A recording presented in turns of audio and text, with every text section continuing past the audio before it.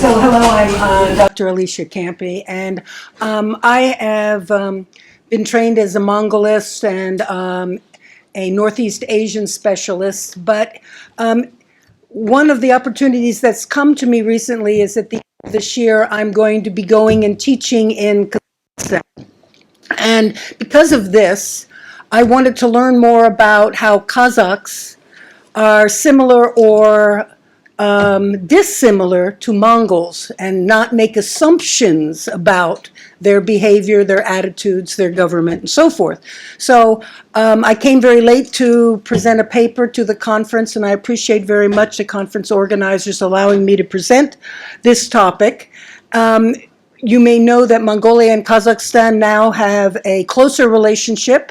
The Prime Minister of Mongolia visited Kazakhstan only a few months ago, and right now here in Washington I'm working with the Mongolian Embassy and the Kazakh Embassy and other Central Asian Republic embassies, hopefully to have some roundtables and discussions, conferences as the spring goes on. So one of the things that I wanted to do to make my paper and ideas relevant was to look at how these two countries that emerged from the communist era in the 20th century tried to reinforce and reestablish their national identities. And that certainly was a challenge, and many people have done studies about this. A British Central Asian researcher named Helen Lilly said that the countries had to fill in the blank spots left by official Soviet historiography. And she and other people have said that in the democratic transition, starting in the 90s, that the problem was, could people discover themselves and identify themselves as a nation with a shared culture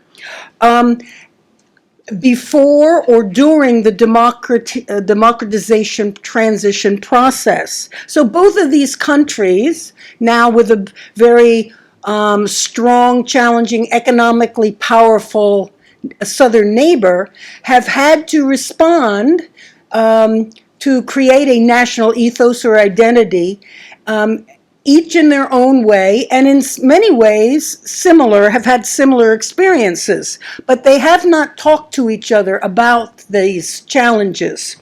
So what I wanted to do was look at how the two countries, through their cultural ministries and other government organizations, have used archaeological expeditions and the discoveries that were found by the archaeologists since the democratic transition periods began in a conscious way to promote what the government and the policymakers want to define as their national identity.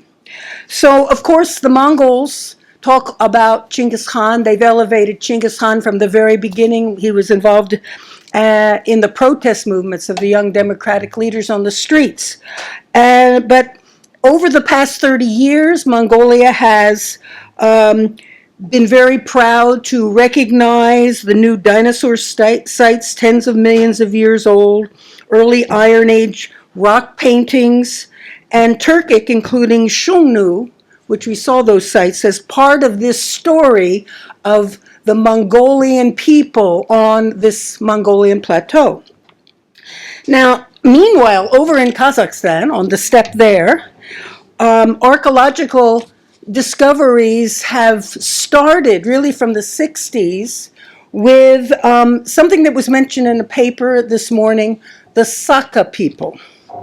And they have, I'll show you, found a golden man, which was actually found during the communist times, that dates back to the 11th to 9th century before the Common Era, that indicates that the Sokka people, who probably have Persian, Iranic origins, may have been a sedentary people who then became nomadic and formed the nomadic empires before we have the Shungnu rising.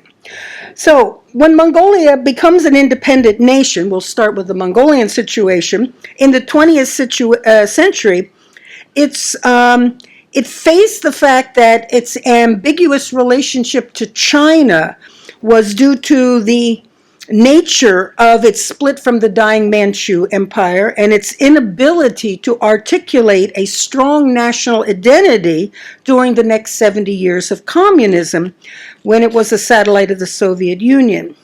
So the Mongolian policymakers and academics were faced with the idea of how do we define what is the Mongolian identity. And these kinds of problems have been looked at by Lintz and Stepan in their book on problems of democratic transition and consolidation, where they look mostly at Eastern European countries. But there are a lot of things that have parallels to Mongolia, and they were the ones who said you could both begin to define your nation state or redefine it while you were undergoing democracy, that these were not conflicting points. Now, Mongols inside and outside the new post-communist government were forced to re-examine the question, what is Mongolia's identity? And to formulate development strategies for Mongolia that maintained its uniqueness and sovereignty, while at the same time Mongolia tries to integrate into the global world. So, they settle on, one of the first things is the symbol of Mongolia's nomadic heritage and historic glory, Chinggis Khan. So this is something well known to most of the people in the room. And in the early days of democracy, some of us old people were there in the early 1990s, archaeologists from abroad encouraged Mongolian archaeologists inside the country to join expeditions to find the tomb of Chinggis Khan. This was the big thing in the first 10 years of Mongolia's democracy.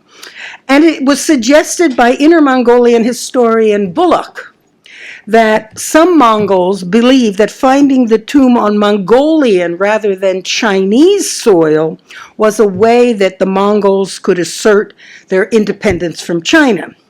And in the 1990s, the first major expedition to find the tomb, the infamous, not famous, infamous Gorvangol expedition from 1990 to 1993, financed by a Japanese newspaper, was done with the approval of the Mongolian Academy of Sciences and promoted itself initially as focusing on the search for the Mongolian founder's birthplace, which they believed was also his burial place. But the fascination for finding the tomb of Chinggis Khan was not something that Mongolians shared with their foreign scientist friends. And so slowly during those 3 years of that expedition, the reaction of the Mongolian public turned strongly negative. The search was considered to be disrespectful, and the rumor swirled that it was a cover for secret Japanese exploration of potential mining sites. As the protests grew, the president of the Academy of Sciences, Dr. Namsrein Sodnam, was forced into retirement in February 1991 because of the controversy.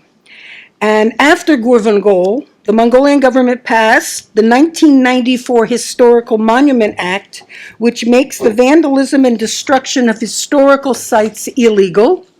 Then it passed a law on special protected areas of Mongolia in the same year, as well as President Ocherbat signed a presidential decree in 1995 to place certain sections of Chinggis Khan's native region under strict protected status, supposedly to prevent further excavations, which might sully the burial site.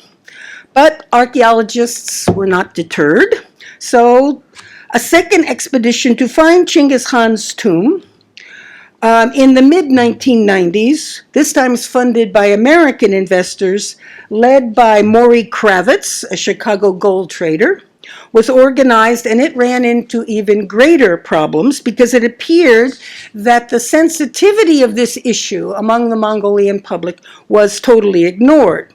And one of the ways it was ignored was in order to find the funding for the expedition.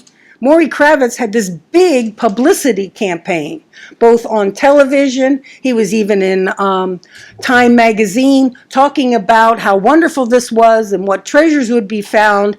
And there wasn't any communication or preparation in Mongolia for this big media blitz, which basically the average Mongol, if asked in a Gallup poll, which they weren't asked, they would disagree with. So in 1995, he signed a 5-year agreement with the Mongolian Academy of Sciences that would allow him to explore various sites and places related to the life of Genghis Khan. And this is one of the sites that he claimed in later literature was discovered, a palace, as he called it. But in August of 2002, some of you remember that Mongolian former Prime Minister Basurin accused archaeologists of desecrating a sacred site, and the team was forced to abandon the search. However, the dream went on, and this time an American archaeologist, Albert Yumin Lin, a research scientist at the University of California in San Diego, with the cooperation of the National Geographic, searched for the tomb by taking thousands of high-resolution images via orbital satellites to scan the protected landscape for possible sites via his virtual exploration project. And during the project, Mongolians registered, actually as a resistance to this idea, the Great Borgan Haldun Mountains and the surrounding landscape with the World Heritage, to place it on the World Heritage Site list of UNESCO.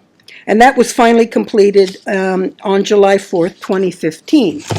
Now, when I tell you this story about how foreign archaeologists looking for the tomb of Genghis Khan were strongly discouraged, and a lot of acrimonious feeling resulted, you might think that this caused Mongolian political authorities to be against utilizing science in their approach to national identity issues. But this type of conclusion would be wrong. Since the early 1990s, archaeologists from all over the world have gravitated to Mongolia, and the Mongolian government as well as the Mongolian academic establishment have welcomed them.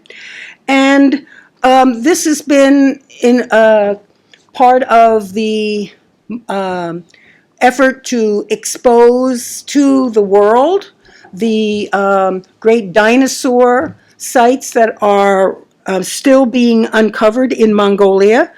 And part of this story still continues because, as members of the Mongolian embassy who are here in the audience today know, the recovery of illegally smuggled dinosaur skeletons, bones, and eggs is something that the embassy still has to deal with our Department of Homeland Security on a very regular basis, even though it doesn't get the press anymore. So in 2016, the government did convert the old Lenin Museum to the Central Museum of Mongolian Dinosaurs to place these recovered and repatriated bones back in the center area of Ulaanbaatar so the Mongolian people and also foreigners would see this great ancient heritage of the Mongolian homeland, which has been called by UNESCO the world's largest fossil reservoir. Now, Turkish archaeologists had been welcomed to Mongolia to learn more about the ancient Turkic tribes who occupied the Mongolian plateau, especially in the Orkhan Valley.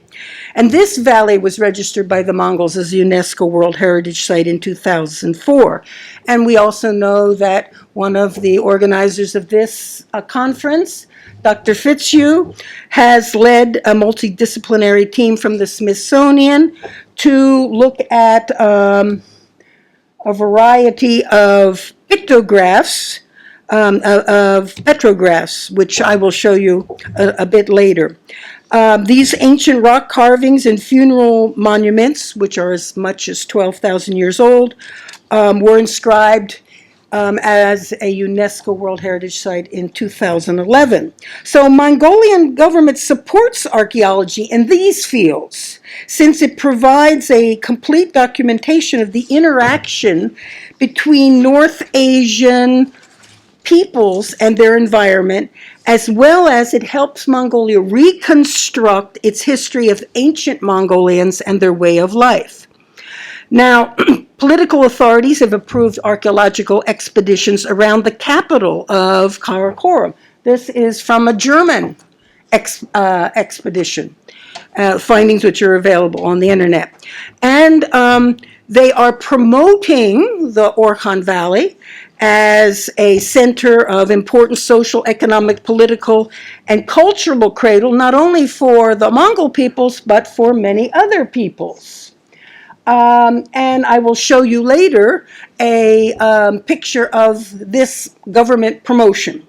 Now, the other major area of archaeology, which was lost to Mongolia during the socialist period and now is revived greatly with foreign and domestic monies, is finding and recreating and investigating the destroyed Buddhist sites. And one of the most prominent ones recently is Saradangin Heed, and it's supposed to have been founded by the great Zanabazar, Mongolia's leading religious, linguistic, and artistic figure of the 17th and 18th century. That is over there. The Institute of History and Archaeology at the Mongolian Academy of Sciences under Dr. Chulun developed a revised architectural plan of the complex, and just a few months ago Director Chulun arranged in Ulaanbaatar a exhibition of what had been found in the Saradag Monastery, including clay sculptures, statues, and paintings. And the Mongolian Prime Minister Holsuk attended this, and I was fortunate enough to be invited to go with the U.S. ambassador to the opening ceremony. So why does the government do this? Because the government says they want to prove, they said this in media coverage, that Zanabazar was the Michelangelo of Asia. So restoration of traditional cultural and promotion of Mongolia's version of historical reality over its present geographical landscape has been embedded into how Mongolia treats different archaeological projects. And right now we also know that they are very interested in promoting and telling the world about the history of Mongolian cultures in petroglyphs, in the Mongolian Altai, for example. And at the same time, we see above Karakorum, we have this site that was paid for by Mongolian government money and established in 2004 to show that on Mongolian territory, there were more empires than just the Mongols. There were the Xiongnu and the Xianbi, all the way back 2,000 years. And all of them are being claimed by the Mongolians as just different types of Mongols. Yet, they are still very adamant and very careful about not allowing an expedition that has as its stated obvious purpose the excavation of the site of the burial of the founding father Genghis Khan. So people may be confused about this, but actually they shouldn't be. That we have the same exact situation in Japan, where the Japanese imperial house, together with the government, only gave, for the first time, limited permission to excavate certain imperial tombs in 2008. And the proceedings of these have only very slowly come out because they feel, like the Mongols, that burial places are not so much cultural relics as sacred religious sites. However, if you accept that point of view, then why do Mongols not care about Shonu tombs and burials of kings and important people. Well, it is, I guess it must be connected to the founding father, but we do have a contradiction, shall we say. So now let's turn to Kazakhstan. Kazakhstan, unlike Mongolia, is a multi-ethnic country with 130 nationalities. Ethnic Kazakhs in 2018 comprise 67.5% of the population, while ethnic Russians today are now just under 20%. But in 1991, when Kazakhstan achieved independence, Kazakhs represented under 40% of the population, and Russians numbered 37%. So there's been a lot of commentary about how Kazakhstan's president, particularly the first president, Nazarbayev, how he developed policies on to push certain demographic and linguistic policies to change these population shifts to make the Kazakhs today a majority in their own country. And he embarked on a systematic program to develop an understanding of Kazakh national identity, which is different from the other 129 nationalities that live in Kazakhstan. And to begin with understanding what he's trying to do and what his challenge was, is he was trying to say Kazakhstan exists not because Russia in the contemporary period gave us this land has always been ours. But how does he prove that? That's his challenge. So it's a little bit of a different challenge than Mongolia has. So we start with this very spectacular site, which talks about this Sokka archaeological personage who was discovered in the Soviet era in 1961. He's called the Golden Man. It's 69. And archaeologists, Soviet archaeologists, found him, and they discovered him and his gold-embroidered armor. I'm giving you a better look at this armor. I saw this almost a year ago. It's absolutely fantastic. And other funerary artifacts from the early Iron Age in the 5th century before Common Era. And in that grave site, they discovered 4,000 gold items for decorating clothes, as well as other household items. And at the time it was discovered in 69, this discovery was compared to finding King Tut's tomb, because it so shook up, let's say, archaeologists in the Soviet era for sure. He was supposed to be a young warrior of 17 or 18, with clothes embroidered with gold plaques in a special conical headdress, decorated with gold plates. Now, with independence, the Nazarbayev government announced that the Sokkas, which is a Persian word meaning mighty men, are the distant ancestors of the Kazakhs. And so you'll find that all over the government websites. And the armor of the Golden Man became the symbol of the modern Kazakh heritage. It's often called by researchers the Kazakhstan's calling card to the world. And the exhibit that I showed you is right now in Europe on a major tour, which the museum in the capital of Kazakhstan has organized. But the president of Mongolia put the likeness of this Golden Man on the Independence Monument, which is in the center square of the capital, and it's also on the presidential flag. This was the presidential flag of President Nazarbayev. The bone material coming from this burial site, because of people's reluctance to be handling this material, was reinterred in 2019 in the site that they found it, the archaeological site that they found it. Now, here we have An example from the emblem or coat of arms of Kazakhstan.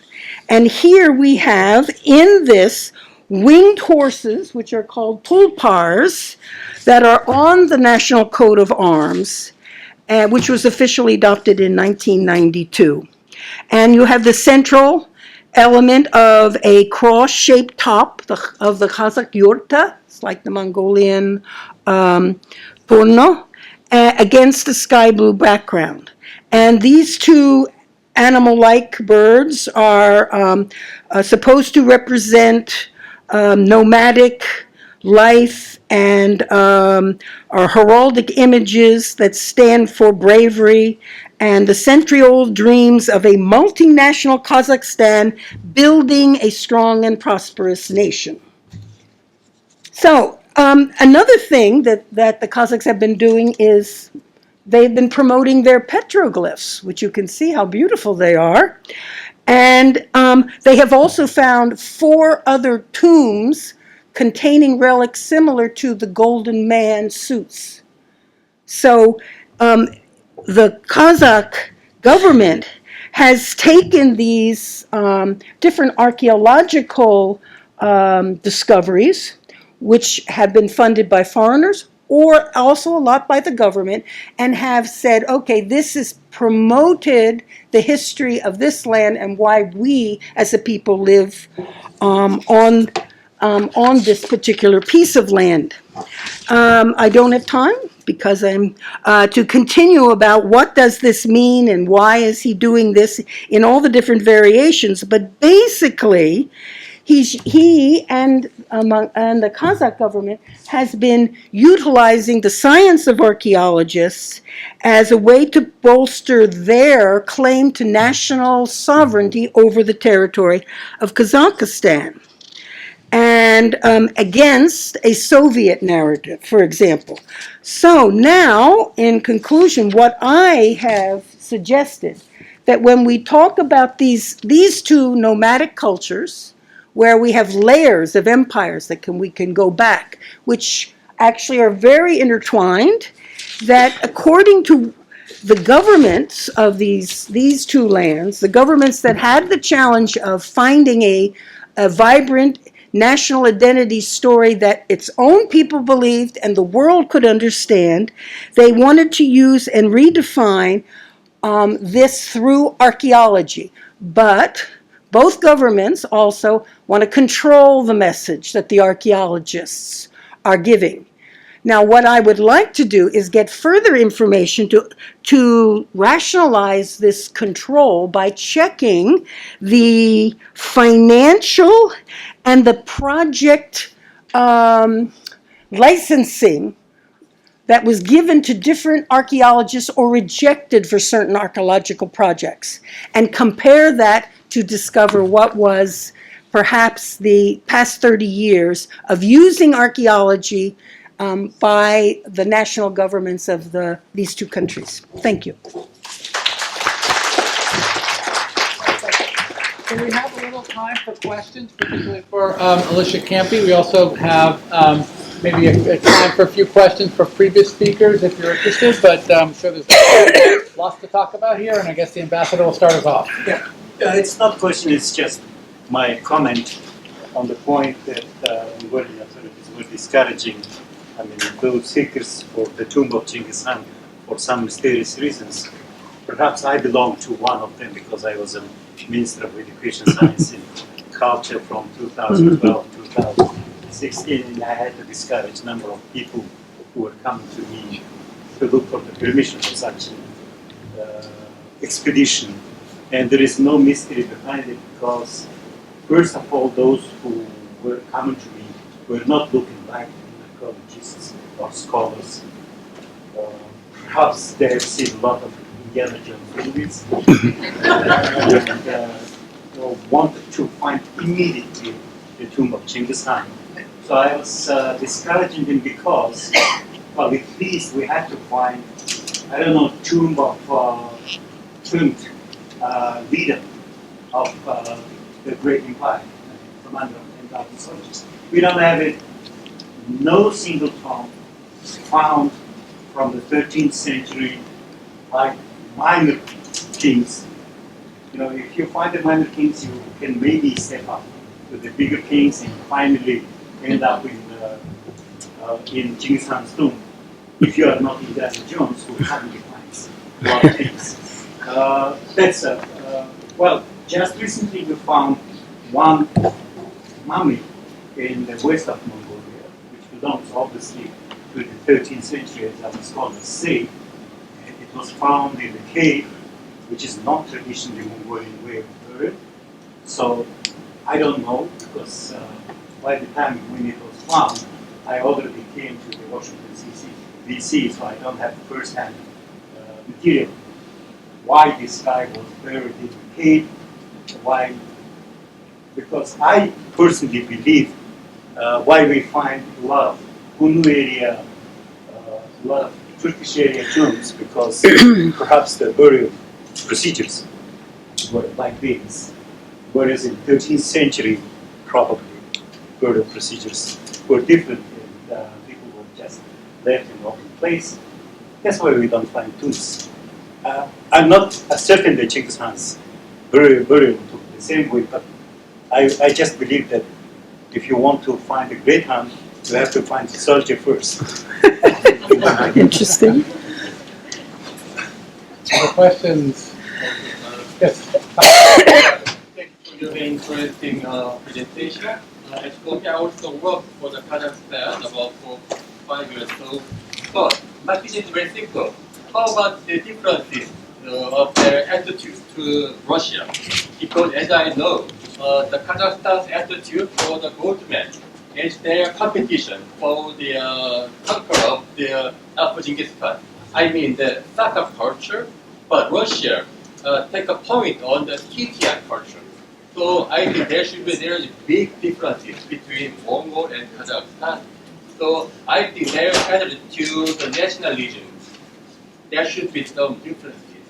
And Well, that's what I said. I mean, you're looking at a different country. If it has 130 nationalities, any country would have a hard time trying to put them all together. And most of them are not immigrants because they wanted to go there. They were deported there in various pogroms from the Tsar's times and then also into the Soviet times. So you have to create a national identity. But they were very cautious. And instead of focusing just on the Kazakh Khanates, which came after the Mongolian Empire, they wanted to find a reason for all these different people to feel comfortable in the land. And so you go back to Xiongnu and pre-Xiongnu and say all of you can be comfortable because, after all, if the Sokka are Persian people, that's Iranian people. Indo-Aryan people, that's Caucasian people. You have the Xiongnu people and you have Altai people. And they're trying to make a narrative while they also have political tensions in their country. Some of these things Mongolia didn't have. There are people who say that Kazakhstan has no reason to exist in the territory that it presently has since 1991. So the president who negotiated the leaving of Kazakhstan from the Soviet Union had to come up with a formula. And so he could use archaeology to do this in a much more effective way. Also, I think he's paid for a lot more of it. Mongolia is relying mainly on foreigners to bring money and pair with Mongolian archaeologists and work on projects. So that limits, if somebody else is paying the money, they want to look at Genghis Khan, you see. So one of the things that I have to be careful about when I said licenses, all archaeological projects need a permission from the government to work.